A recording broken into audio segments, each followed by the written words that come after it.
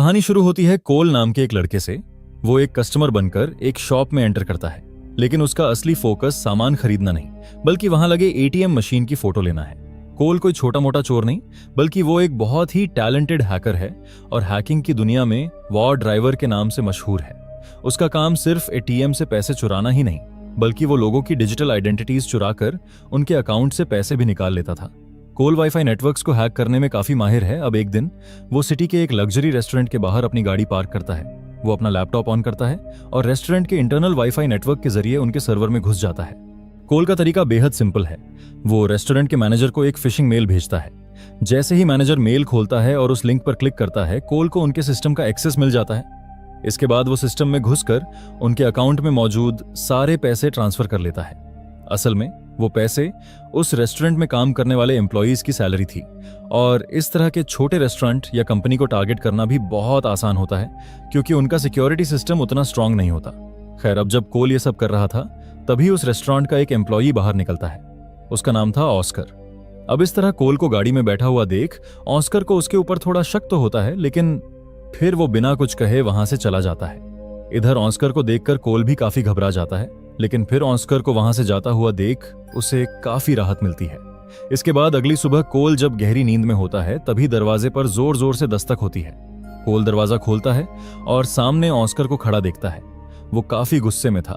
पहले तो ऑस्कर उसे बेरहमी से पीटता है, लेकिन फिर उसे शांत कराते हुए ऑस्कर उससे कहता है, तुम्हारी उस हरकत की वजह से हम सबकी सैलरी फंस गई है।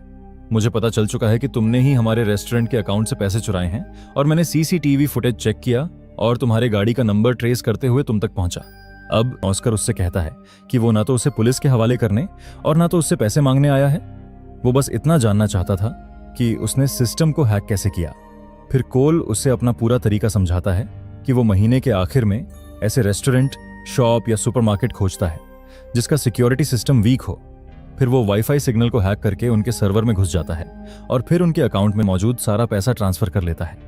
इसके लिए वो महीने का आखिरी तारीख चुनता है, क्योंकि उस दिन सारे एम्प्लॉयज की सैलरी उनके अकाउंट में जमा होता है। फिर सब कुछ सुनने के बाद ऑस्कर उसे एक ऑफर देता है और उससे कहता है कि एक बेहद अमीर लड़की हर फ्राइडे रात को अपने पिता के साथ उनके रेस्टोरेंट में आती है।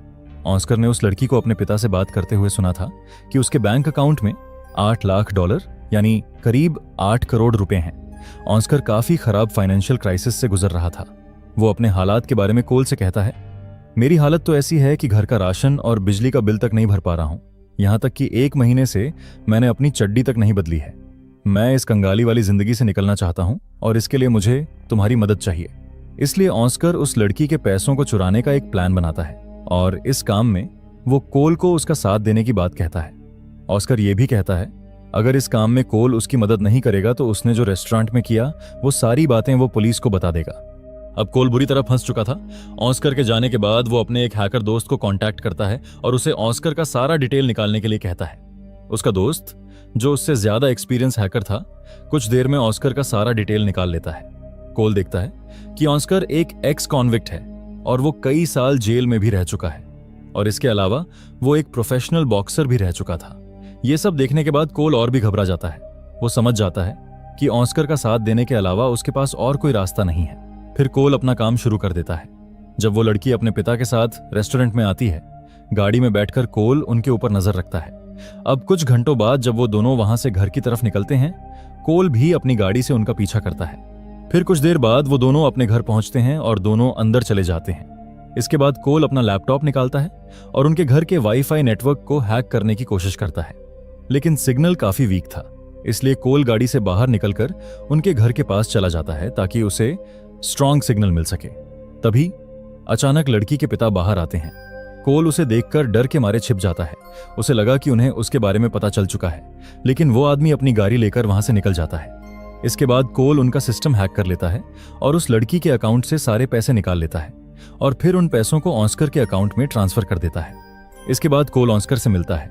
वो उससे कहता है, जैसा कि तुमने कहा था, मैंने तुम्हारा काम कर दिया है और इसके बाद मुझे परेशान मत करना। लेकिन ऑस्कर की नीयत कुछ और ही थी, जो हमें कहानी में आगे पता चलेगा। वो मुस्कुराते हुए उसकी काफी तारीफ करता है और सेलिब्रेट करने के लिए उसे एक क्लब में ले जाता है। कोल मना नहीं कर पाता और दोनों क्लब पहुंचते हैं। वहां क्लब की चमक धमक और शराब के नशे में कोल की सुध बुध खोने लगता है। तभी उसे ऐसा लगता है कि वो लड़की जिसका पैसा उसने आज चुराया है वो उसके सामने खड़ी है और उसे डांस के लिए इनवाइट कर रही है। अब कोल को काफी नशा हो चुका था, इसलिए उसे कुछ समझ नहीं आ रहा था कि वो लड़की उसके सामने सच में खड़ी है या उसे हेलुसिनेशन हो रहा है। अब अगली सुबह बार बार उसके दिमाग में उस लड़की का चेहरा आ रहा था। कोल उस लड़की के बारे में और जानने के लिए उसके सारे डिटेल्स निकालने लगता है। वो उस लड़की के लैपटॉप को हैक करके उसका सारा डेटा चेक करने लगता है और उसे पता चलता है उस लड़की का नाम सारा है और जो आदमी उसके साथ था जिसे कोल सारा का पिता समझ रहा था उसका नाम मार्क है और वो कोई उसका पिता नहीं बल्कि वो उसका शुगर डैडी है, यानी उन दोनों का अफेयर चल रहा था। फिर कोल सारा का इनबॉक्स चेक करता है, वहां पर उसे एक मेल मिलता है जिसमें सारा ने मार्क को मैसेज किया है कि उसके अकाउंट में रखे $8 लाख गायब हो गए हैं और वो मार्क को फौरन मिलने के लिए बुलाती है। अब मैसेज पढ़ने के बाद कोल की क्यूरियोसिटी बढ़ जाती है। वो सारा के लैपटॉप के कैमरा को हैक करके उस कैमरे के जरिए उन दोनों को लाइव देखने लगता है। वो स्क्रीन पर देखता है कि मार्क काफी गुस्सा है। वो चिल्लाते हुए कहता है कि वो पैसे उसके नहीं बल्कि उसके क्लाइंट के हैं। इस पर सारा रोती हुई अपनी सफाई देने की कोशिश करती है, लेकिन मार्क कुछ भी सुनने को तैयार नहीं था। मार्क उसे धमकी देता है कि अगर 1 हफ्ते के अंदर उसे अपने पैसे वापस नहीं मिले तो वो उसकी जान ले लेगा। कोल को एहसास होता है कि उसकी वजह से आज सारा की जिंदगी खतरे में है, इसलिए वो अगले दिन ऑस्कर के पास जाता है और उसे सारी बातें समझाने के बाद उसे उन पैसों को वापस करने के लिए कहता है। लेकिन ऑस्कर साफ कह देता है कि वो किसी भी हाल में पैसे वापस नहीं करने वाला और ये कहकर उसे धक्के मारकर वहां से भगा देता है। कोल वहां से निराश होकर अपने घर लौट आता है। वो और उसका हैकर दोस्त मिलकर मार्क की कुंडली निकालते हैं। तब उन्हें पता चलता है कि मार्क एक लॉयर है जो माफिया के लिए काम करता है और मार्क के पास जो पैसे थे वो भी उन माफिया के लोगों के ही थे। वो लोग illegal arms dealing, human trafficking और मनी लॉन्ड्रिंग जैसा भयानक काम करते हैं। गहराई से जांच करने पर कोल के सामने एक नाम आता है, डग। वो मार्क का पर्सनल बॉडीगार्ड है। वो बहुत ही बेरहम इंसान है और उसके लिए इंसानी जान की कीमत सिर्फ कुछ पैसों जितनी है। कोल समझ चुका था कि अब उसके लगने वाले हैं। उसका हैकर दोस्त उसे बार बार समझाता है कि वो इन चक्करों में ना पड़े क्योंकि वो लोग बेहद खतरनाक इंसान हैं। लेकिन उसे क्या पता, कोल पहले ही मुसीबत मोड़ ले चुका है। अब कोल फैसला करता है कि चाहे कुछ भी हो वो सारा की मदद जरूर करेगा क्योंकि उसी की वजह से वो आज इस मुसीबत में है। इसके बाद वो सारा से एक कॉफी शॉप में मिलता है। अपनी असलियत छुपाते हुए कोल बहुत ही होशियारी से उससे बातचीत शुरू करता है। अब धीरे धीरे उसके दिल में सारा के लिए फीलिंग्स भी डेवलप होने लगती है। अब उससे बातें करते हुए आखिरकार वो सारा का फोन नंबर हासिल कर लेता है। इसके बाद कोल एक हैकिंग डिवाइस तैयार करता है जिसके जरिए वो पैसे इकट्ठा कर सके। एक छोटा सा गैजेट जिसे बस किसी भी एटीएम मशीन पर चिपकाना था। जैसे ही कोई अपना एटीएम कार्ड मशीन में डालेगा वो गैजेट उसके कार्ड का पूरा डेटा क्लोन कर लेगा। उसके बाद कोल उस अकाउंट से काफी आसानी से पैसे निकाल सकेगा। इसके बाद कोल बिना रुके दिन रात शहर के हर एक जगह जाकर एटीएम मशीनों में वो डिवाइस फिट करने लगा। वो हर एटीएम मशीन को अपना निशाना बना रहा था। 1-2 अकाउंट हैक करके उसे $8 लाख नहीं मिलने वाले थे, इसलिए वो बहुत सारे अकाउंट्स को टारगेट करता है। इस तरह शायद यह रकम जुटाना ज्यादा मुश्किल नहीं होगा और यही बात उसके दिमाग में घूम रही थी। एक रात जब वो एक मिनीमार्ट के एटीएम से अपना डिवाइस निकालने गया तभी वहां पुलिस के 2 ऑफिसर्स कुछ खाने पीने का सामान खरीदने वहां पहुंच गए। उन्हें देखते ही कोल की हालत टाइट हो गई। कोल के हाथ पैर कांपने लगे जिस वजह से उसे डिवाइस निकालने में काफी मुश्किल हो रही थी। तभी एक ऑफिसर आकर बिल्कुल उसके पीछे खड़ा हो गया, जिसे देख उसकी हालत और भी खराब हो गई। लेकिन वो अपने आप को शांत करते हुए किसी तरह अपना डिवाइस निकालने में कामयाब हो जाता है। इसके बाद वो हर एक एटीएम से अपना डिवाइस कलेक्ट करता है। जब उसका हैकर दोस्त उससे पूछता है कि उसके पास कितने पैसे इकट्ठे हुए, कोल जवाब देता है करीब $4,20,000, मतलब कि अब तक आधे पैसे ही इकट्ठा हुए हैं और उसके पास अब वक्त भी बहुत कम बचा है। कोल को पता था कि अगर वो वक्त पर टारगेट पूरा नहीं कर पाया, डग जैसा दरिंदा सारा को जिंदा नहीं छोड़ेगा। अब वो समय के खिलाफ दौड़ लगा रहा था, जहां एक छोटी सी गलती का मतलब था मौत। लेकिन कोल को खुद के ऊपर पूरा भरोसा था कि वो टाइम रहते 8 लाख का टारगेट अचीव कर लेगा। लेकिन वक्त हाथ से फिसलता जा रहा था जब डेडलाइन खत्म होने में 1 दिन बचा था। कोल ने एक बड़ी सी ग्रोसरी स्टोर को टारगेट करने का फैसला किया, ये उम्मीद लिए कि शायद एम्प्लॉइज की सैलरी उनके अकाउंट में जमा होगा। रात का सन्नाटा था और स्टोर के पार्किंग एरिया में कोल अपनी कार में बैठा लैपटॉप पर काम कर रहा था। तभी एक सिक्योरिटी गार्ड उसके कार के पास आकर खड़ा हो गया। कोल का दिल जोर जोर से धड़कने लगा। जब गार्ड ने उससे पूछा कि वो यहाँ क्या कर रहा है, तब कोल कहता है कि वह इंटरनेट सर्विस प्रोवाइडर की तरफ से आया है और उसे वहां सिग्नल चेक करने के लिए भेजा गया है। अब गार्ड उसकी बात मान लेता है और वहां से चला जाता है। लेकिन कोल समझ चुका था कि अब यहाँ रुकना खतरे से खाली नहीं, इसलिए वो बिना पैसे चुराए वहां से चला आता है। अब कोई और ऑप्शन नहीं बचा था, इसलिए उसने फैसला किया कि जितने पैसे उसके पास हैं $4,20,000 वो वहीं सारा को जाकर दे देगा। इसके बाद वो चुपके से सारा के घर पहुंचा और वो पैसे लेटर बॉक्स में डालने की कोशिश करने लगा। तभी अचानक सारा वहां आ जाती है और उससे पूछती है कि वो वहां क्या कर रहा है।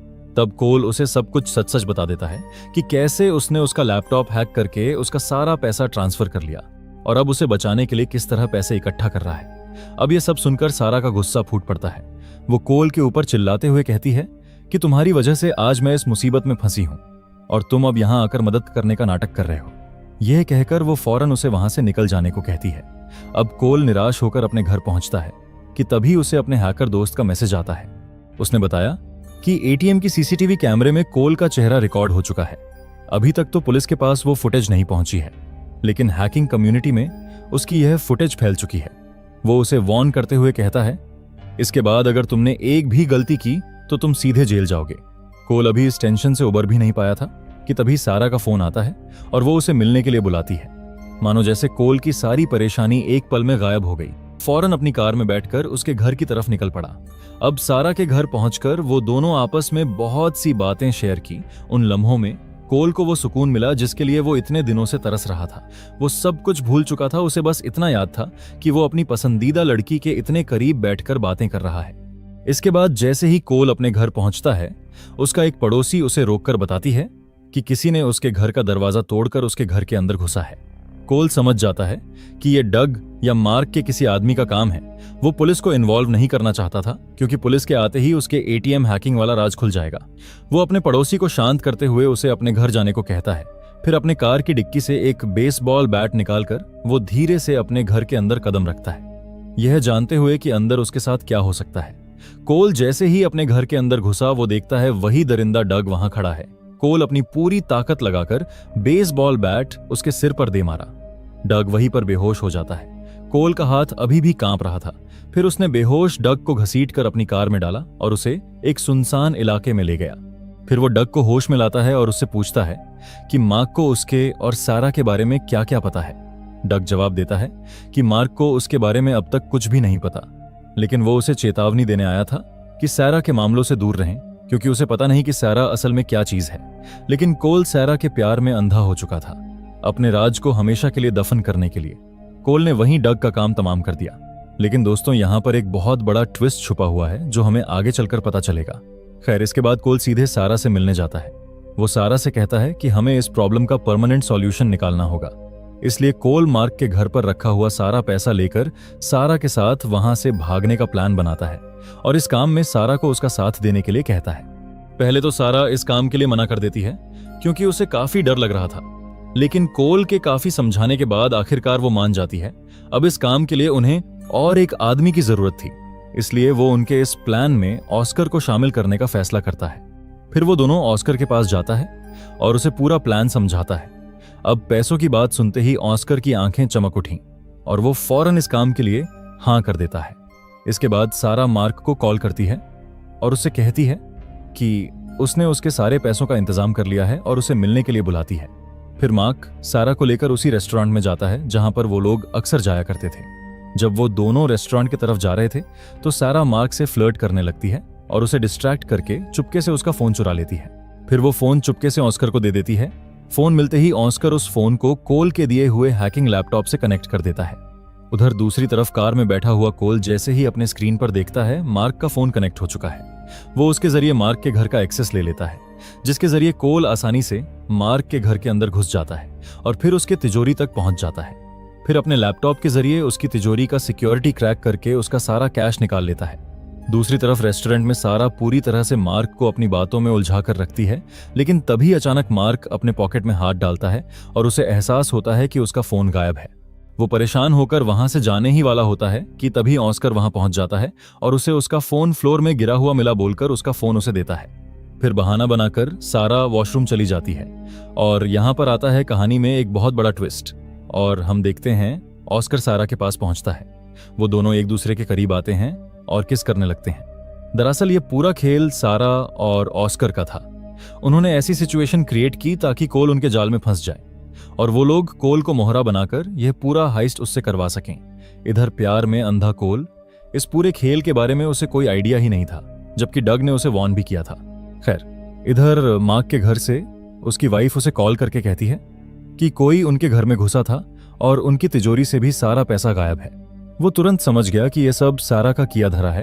वो सारा की तरफ गन तांगते हुए उसे अपने हैकर दोस्त कोल को कॉल करके मिलने के लिए बुलाने को कहता है। मजबूर होकर सारा कोल को एक लोकेशन में मिलने के लिए बुलाती है।